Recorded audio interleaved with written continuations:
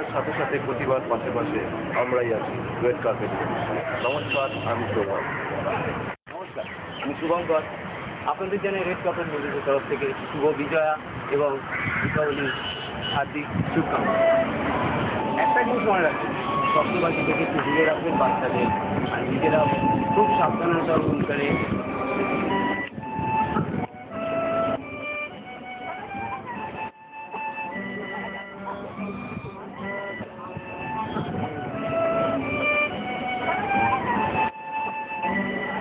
Namaskar, I'm Uzo Murthy from Red Carpet Movies.